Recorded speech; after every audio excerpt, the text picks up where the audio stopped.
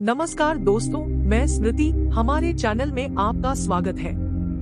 आज हम बात करेंगे audio book psychology of money की, जो कि मॉर्गन हाउसल द्वारा लिखी गई है। मॉर्गन हाउसल जी एक इन्वेस्टर और ऑथर है। मॉर्गन हाउसल जी एक इन्वेस्टमेंट फंड के पार्टनर भी हैं, जिसे 14 लोगों ने मिलकर शुरू किया था। इस ऑडियो बुक में ऑथर ने पैसे के बारे में, हमारे दिमाग में कैसे थॉट प्रोसेस होता है और हम पैसे से कैसे डील करते हैं के बारे में डिस्कस की है। ये एक बहुत ही जानकारीपूर्ण और दिलचस्प किताब है, जिससे हम बहुत कुछ सीख सकते हैं। दोस्तों, पैसा कमाना और उसे बचाना एक कला है। वैसे तो अमीर बनने के अनेक रास्ते हैं, लेकिन अपनी अमीरी को बरकरार रखने के लिए एक ही उपाय है कि हमें पैसे की वैल्यू को समझना चाहिए। दोस्तों, इस बुक का हर एक चैप्टर एक इंसान का पैसों के प्रति बिहेवियर और एटीट्यूड को दर्शाता है। कुछ निश्चित बिहेवियर्स अच्छे नतीजे की गारंटी होती है, जबकि दूसरे बिहेवियर्स असफलता के होते हैं। इस बुक में पैसे से रिलेटेड बहुत से लेसन्स पर बात किया गया है। कुछ लेसन्स हमारे निश्चित व्यवहार के प्रति सजग बनाते हैं और कुछ लेसन्स हमें लाभकारी आदतें अपनाने के लिए प्रोत्साहित करते हैं। दोस्तों, इस किताब के सभी चैप्टर्स की खूबसूरती यह है कि इन्हें कोई भी व्यक्ति कर सकता है।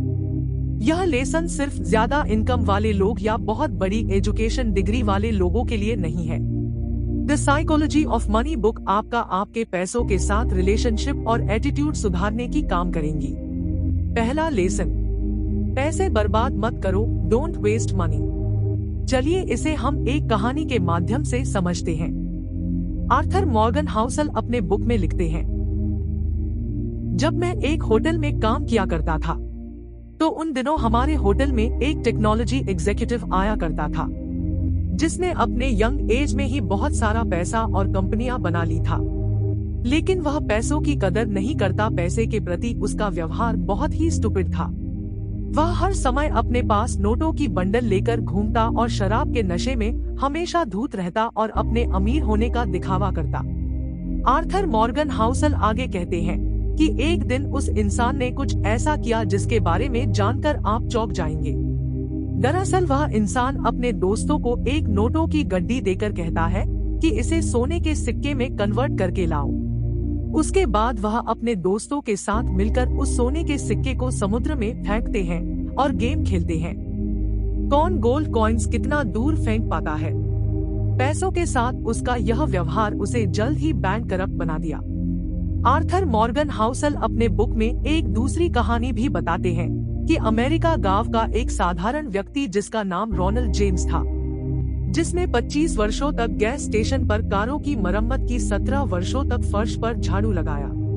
लेकिन जब उस व्यक्ति की मौत 92 ईयर्स बाद हुई, तो उसके चर्चे देश विदेश न्यूज चैनल और अखबारों में होने लगी, क्योंकि मरते समय उस साधारण सफाई कर्मी के पास 58 करोड़ की संपत्ति थी, जिसमें 43 करोड़ रुपए उसने चैरिटी में दान कर दिया था। बाकी के 15 करोड़ रुपए अपने सौतेले बच्चों के लिए छोड़ गया था।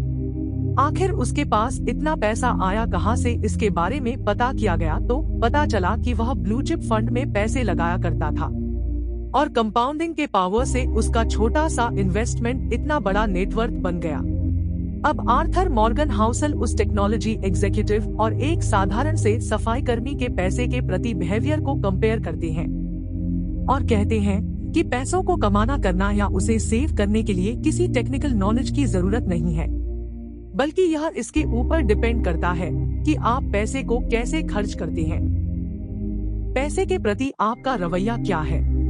पैसा कमाना एक स्किल है जिसे कोई भी इंसान सीखकर फाइनेंशियल सक्सेस पा सकता है।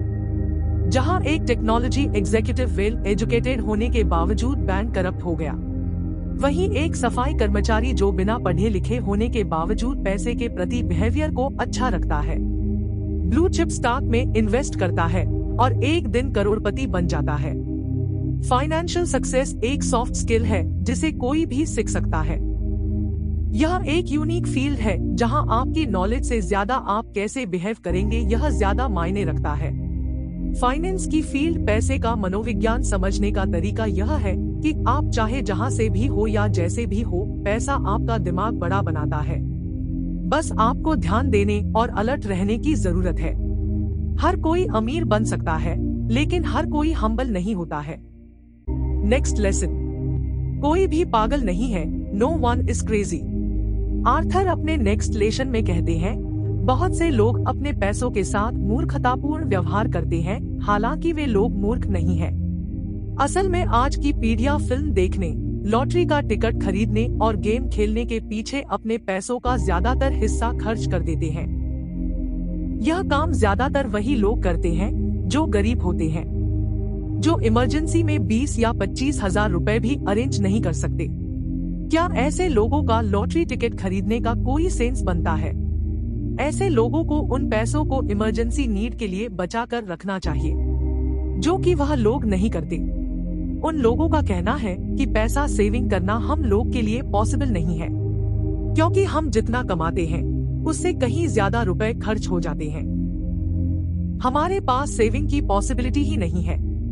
ऐसे में बड़ी गाड़ियों और बड़े घरों के बारे में सोचना, बड़े स्कूलों में अपने बच्चों का एडमिशन कराना, ये सब हमारे पहुंच से बाहर है। इन्हीं सपनों को पूरा करने के लिए हम लॉटरी टिकट को खरीदते हैं। आपको यह बात मूर्खतापूर्ण लगेगी, क्योंकि जिस चीज को कोई पाना चाहता है वही चीज आपको बहुत ही आसानी से मिल जाती है, लेकिन आप उसकी कद्र नहीं करते जो किसी दूसरे व्यक्ति के लिए सपना है। आर्थर मॉर्गन हाउसल इस कहानी के जरिए लोगों को यह संदेश देना चाहते हैं। सन 2006 में national bureau of economic research ने पिछले 50 साल के डाटा को लेकर ये देखने के लिए यह स्टडी किया कि लोग किस बेस पर रिस्क लेते हैं। उन्होंने पाया कि किसी भी इंसान की रिस्क लेने की क्षमता उसकी पर्सनल हिस्ट्री पर डिपेंड करती है, न कि उसकी एजुकेशन और इंटेलिजेंस पर। हर इंसान का फाइनेंशियल डिसीजन अलग अलग होता है, चाहे वह व्यक्ति गरीब हो या मिडिल क्लास से बिलोंग करता हो या बहुत अमीर हो। वह अपने फाइनेंशियल रिलेटेड फैसले एक्सेल शीट का एनालिसिस करके नहीं लेता, बल्कि वह अपने फैसले परिस्थितियों और भावनाओं से प्रभावित होकर लेता है। ऐसा हो सकता है जो फैसले मैं लूं वह आपको मूर्खतापूर्ण लगे, या यह भी हो सकता है जो फैसले आप ले वह मुझे मूर्खतापूर्ण लगे। लेकिन हमारी फाइनेंशियल सक्सेस या ग्रोथ इस बात पर डिपेंड करती है कि हम परिस्थितियों और भावनाओं के ऊपर नियंत्रण रखते हुए अपने पैसे को किस तरह से मैनेज या सदुपयोग करते हैं। नेक्स्ट लेसन, भाग्य और जोखिम, लक रिस्क। दोस्तों, लक एंड रिस्क एक ही सिक्के के दो पहलू हैं। हमारी सफलता में लक का बहुत ही बड़ा रोल होता है और ये हमारी लाइफ को काफी हद तक इफेक्ट भी करता है। उदाहरण, बिल गेट्स जी की कहानी तो आपने सुनी ही होगी। बिल गेट्स साल 1968 में जब एक स्कूल में पढ़ते थे, तो उसी समय पूरी दुनिया में 33 करोड़ सिमिलर स्टूडेंट्स थे जो हाई स्कूल में पढ़ते थे। लेकिन पूरी दुनिया में लेकसाइड स्कूल कुछ ऐसे स्कूलों में से एक था जिसमें उस समय कंप्यूटर था। स्कूल के पास इतना पैसा और दूरदर्शिता थी कि उन्होंने अपने स्कूल के लिए कंप्यूटर खरीदा। बिल गेट्स उन लाखों करोड़ों बच्चों में से एक थे, वह लकी स्टूडेंट जिन्हें उस समय कंप्यूटर का एक्सेस मिला। बिल गेट्स ने यह बात ऑन रिकॉर्ड भी कही है, अगर उनका स्कूल लेकसाइड नहीं होता तो शायद माइक्रोसॉफ्ट भी नहीं होता। इस तरह और भी बहुत सारे फैक्टर्स थे बिल गेट्स के सक्सेस होने के, लेकिन लक उनमें से एक था। बिल गेट्स के एक और दोस्त केंट इवंस की बात करते हैं। केंट इवंस बिल गेट्स और पॉल एलन के बेहतरीन दोस्त थे। उनके सभी कंप्यूटर एडवेंचर के पार्टनर थे। बिल गेट्स का कहना है, अगर केंट इवंस ने स्कूल खत्म किया होता तो वह निश्चित माइक्रोसॉफ्ट में फाउंडिंग पार्टनर होते। लेकिन केंट इवंस ने स्कूल खत्म ही नहीं किया। केंट इवंस स्कूल में ही एक माउंट एवरिंग एक्सीडेंट के दौरान मारे गए। उन्होंने वो रिस्क फेस किया जो लाखों में से एक को फेस करना पड़ता है। माउंट एवरिंग में लाखों लोग जाते हैं, लेकिन मरता लाखों में से एक ही है। ऑथर लक और रिस्क का कॉन्सेप्ट इस एग्जाम्पल से सिखाते हैं। बिल गेट्स और केंट इवंस बिल्कुल एक जैसी कैपेबिलिटीज रखते थे। जहां बिल गेट्स लाखों लोगों में से एक बने जिन्होंने हद से ज्यादा सफलता प्राप्त की, जिसे लक भी कहा जा सकता है, वहीं केंट इवंस लाखों लोगों में से वह एक इंसान बने जिन्हें लक का बिल्कुल अपोजिट रिस्क को फेस करना पड़ा। जहां शुरुआत एक साथ हुई थी, वहीं लक और रिस्क के कारण डायरेक्शन और फाइनल आउटकम्स बिल्कुल अपोजिट हो गए। यहाँ कहानी का मतलब यह नहीं है कि बिल गेट्स की अपार सफलता के पीछे सिर्फ किस्मत थी। किस्मत के अलावा और भी बहुत फैक्टर्स हैं, लेकिन यह कहना उचित होगा आपके एफर्ट्स अलावा भी बहुत से फैक्टर्स होते हैं जो डिटरमाइन करते हैं कि आउटकम क्या होगा, जो आपके कंट्रोल में नहीं भी होते। आपको सिर्फ इस बात पर विश्वास रखना है कि अगर आप फाइनेंशियली बहुत सफल हो जाओ तो यह मत मान बैठो आपने जो डिसीजन लिए वह सब सही रहे, तभी आप सफल हुए। आगे भी वैसा ही होगा। अगर आप फाइनेंशियल फेलियर का सामना करो तो यह मत मान लो जो आपने डिसीजन लिए सब गलत थे, इसलिए आप असफल हुए। सफल होते समय भी आपके डिसीजन हार्डवर्क के साथ बहुत सारे फैक्टर्स थे, जो आपके असफल होने पर भी आपके डिसीजन हार्डवर्क के अलावा और बहुत सारे फैक्टर्स थे। सफल होने पर भी कॉन्शियसली आगे बढ़ते रहो। असफल होने पर भी सिचुएशंस और सर्कमस्टांसेस को पीछे छोड़कर आगे बढ़ते चलो, जब तक सभी फैक्टर्स आपके फेवर में आकर आपको सफलता न दिला दे। नेक्स्ट लेसन, कभी भी पर्याप्त नहीं है, never enough. Psychology of money के बारे में समझाने के लिए लेखक कोलकाता में जन्मे रजत गुप्ता का उदाहरण देते हैं और बताते हैं कि रजत अनाथ होने के बावजूद 40 साल की उम्र में प्रेस्टिजियस कंसल्टिंग फर्म मैकिन्सी के सीईओ बने थे। उनके पास 2008 के दौरान कुल $100 मिलियन था, जिसे वह चाहते तो बैंक में रखकर इंटरेस्ट इनकम के जरिए बिना कुछ किए बैठे ही 2 घंटे में 1,000,000 रुपए कमा सकते थे। लेकिन वह इतने पैसों से संतुष्ट नहीं थे। वह करोड़पति से अरबपति बनना चाहते थे। उस वक्त वह गोल्डमैन सैक्स इन्वेस्टमेंट बैंकिंग कंपनी के डायरेक्टर थे। उनके पास इतना पैसा रहने के बावजूद वह लालच में आ गए और ऐसा काम कर दिया जिससे वर्षों का बना बनाया रेपुटेशन मिट्टी में मिल गई। वह बोर्ड मीटिंग में मिले सीक्रेट जानकारियों को फाइनेंशियल प्रॉफिट के लिए बेच दिया करते थे। इनसाइडर ट्रेडिंग के गुनाह में उन्हें दोषी करार देकर जेल में डाल दिया गया। रजत गुप्ता के एग्जाम्पल से लेखक समझाना चाहते हैं, ऐसे बहुत लोग हैं जो अपनी फाइनेंशियल गोल को अचीव कर लेने के बाद भी दूसरा फाइनेंशियल गोल अचीव करना चाहते हैं। ऐसे लोग रुकते ही नहीं हैं। एक फाइनेंशियल गोल पूरा होने के बाद दूसरे गोल को पूरा करने के लालच में लग जाते हैं। दोस्तों, इनफ का मतलब यहाँ पर यह नहीं है कि आप बहुत कम में खुश हो जाएं और अपनी लाइफ को मुश्किलों में बिताएं, बल्कि यहाँ पर इनफ का मतलब यह है कि आपको यह क्लैरिटी होनी चाहिए कि कितना पैसा आपके लिए इनफ होगा, बजाय इसके कि सिर्फ पैसे के पीछे भागते रहना। पैसे से ज्यादा अपने परिवार एवं सुख शांति को महत्व दें, क्योंकि ज्यादा पैसों का लालच आपके दिमाग की शांति को भंग कर सकता है। इन सभी के अलावा दूसरे व्यक्ति के फाइनेंशियल ग्रोथ से अपनी ग्रोथ की तुलना कभी ना करें। जैसे कि मेरे दोस्त के पास रेंज रोवर है, ऑडी है, तो मेरे पास भी होना चाहिए। ऐसी सोच को अपने दिमाग से निकाल देना ही ठीक है। Next lesson, money compounding. The psychology of money compounding के विषय में लेखक का कहना है कि वॉरेन बफेट ने इतना मैसिव वेल्थ कैसे बनाया। उसके ऊपर लगभग 2000 किताबें लिखी जा चुकी है। अगर उन सब किताबों की समरी देखें तो एक लाइन में कंक्लूड किया जा सकता है। वह एक लाइन है, this guy has been investing consistently for 3/4 of century.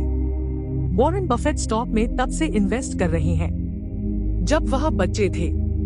आपको यह जानकर हैरानी होगी, उनकी $86.5 बिलियन की नेट वर्थ है, जिसमें से उन्होंने $81.5 बिलियन की नेटवर्थ अपने रिटायरमेंट एज मतलब 60 साल के बाद इकट्ठी ही की है। नो डाउट वॉरेन बफेट एक फिनोमिनल इन्वेस्टर है, लेकिन सबसे जरूरी बात यह है कि वह 75 साल से कंसिस्टेंटली इन्वेस्ट कर रहे हैं। जितना इम्पोर्टेंस उनकी स्किल को देना चाहिए, उतना या उससे ज्यादा इम्पोर्टेंस टाइम को देना चाहिए। ऑथर एक एग्जाम्पल देते हैं जिसमें वो कंपेयर करते हैं वॉरेन बफेट को एक साधारण इंसान से। वॉरेन बफेट ने 10 साल की उम्र में इन्वेस्ट करना शुरू कर दिया था। जब वह 30 साल के थे तब उनकी नेटवर्थ $9.3 मिलियन थी। वहीं एक साधारण इंसान जो नॉर्मली 20 साल तक पढ़ाई करता है, उसके बाद 30 साल तक वर्ल्ड एक्सप्लोर करता है, अपना पैशन एक्सप्लोर करता है, उसकी नेटवर्थ 30 साल की उम्र में मात्र $25,000 होगी, क्योंकि उसने अपनी सेविंग और इन्वेस्टमेंट शुरू ही नहीं की। अब अगर वह इस पॉइंट पर इन्वेस्ट करना शुरू करता है, वह 60 साल की उम्र तक 22% रिटर्न कमाता है। वह साधारण इंसान है तो 60 साल की उम्र में रिटायरमेंट ले लेता है, फिर इन्वेस्टिंग बंद कर देता है, तो प्रेजेंट टाइम में उसकी नेटवर्थ $11.9 मिलियन होगी। वही वॉरेन बुफेट की नेटवर्थ $86.5 मिलियन है। उसकी नेटवर्थ वॉरेन बुफेट की नेटवर्थ से 99% कम है। समरी में यह कहा जा सकता है कि वॉरेन बुफेट की कामयाबी का सबसे बड़ा कारण है उनका बहुत छोटी उम्र में इन्वेस्टमेंट करना, फिर उसे 90 साल की उम्र तक कंटिन्यू रखना। उन्होंने 75 साल तक कंसिस्टेंटली इन्वेस्टमेंट की, फिर उसे होल्ड करके रखा या उसे री इन्वेस्ट किया। उस समय ने कंपाउंडिंग के एक्सपोनेंशियल रिजल्ट उन्हें दिए। Understanding the value of compounding is one of the most financial skill. Next lesson, अमीर बनना और अमीर बने रहना, getting rich versus staying rich. Arthur Morgan Housel अमीर बनना या कंटिन्यू अमीर बने रहना के विषय में उनका कहना है कि अमीर बनना बहुत आसान है, लेकिन हमेशा अमीर बने रहना इतना आसान नहीं है, क्योंकि ज्यादातर लोग बिजनेस स्टार्ट के बाद कुछ दिनों में फेल हो जाते हैं। ऐसे बहुत सारे सेलिब्रिटी हैं जिन्होंने फाइनेंशियल ग्रोथ किया, लेकिन समय बीतने के बाद ही ब्रोक हो गए। वह अपनी अमीरियत बरकरार नहीं रख सके, इसलिए अपने career, business field, stock market, investing के क्षेत्र में सक्सेस पाने के लिए सबसे ज्यादा जरूरी यह है कि हम लंबे समय तक सरवाइव कर सके। इसे आप समझने के लिए वॉरेन बफेट का उदाहरण लिया जा सकता है। हम ऐसा इसलिए कह रहे हैं, वॉरेन बफेट के साथ ऐसे बहुत सारे इन्वेस्टर्स थे जिन्होंने स्टॉक मार्केट में इन्वेस्ट किया, लेकिन वॉरेन बफेट की तरह कामयाबी हासिल नहीं कर सके। इसका मुख्य कारण यह रहा कि वह लंबे समय तक स्टॉक मार्केट में सरवाइव नहीं कर सके, जिसकी वजह से वह लोग फेल हो गए। जैसे लिवरमोर अमेरिका के एक ट्रेडर थे। 1929 के आई ग्रेट डिप्रेशन के समय पूरी दुनिया के इन्वेस्टर के पैसे डूब रहे थे। तब ऐसे कठिन समय में लिवरमोर ने $3 बिलियन से भी ज्यादा कमाए, लेकिन इसके बाद भी वे रुके नहीं और इसके बाद भी वे कठिन से भी कठिन दाव लगाते गए और बदकिस्मती से 4 साल के भीतर ही उन्होंने अपनी सारी दौलत गंवा दी और खुद अपनी जान ले ली। दोस्तों, लिवरमोर की तरह बहुत लोग ज्यादा पैसे तो कमा पाते हैं, लेकिन इन पैसे को संभाल कर नहीं रख पाते हैं।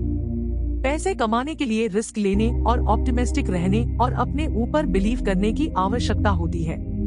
वहीं अपने पैसे को बचाने के लिए बहुत बड़े जोखिम से बचने और किफायती बनने और इस बात को एक्सेप्ट करने की आवश्यकता होती है कि आपकी सफलता में लक का भी महत्वपूर्ण भूमिका होती है।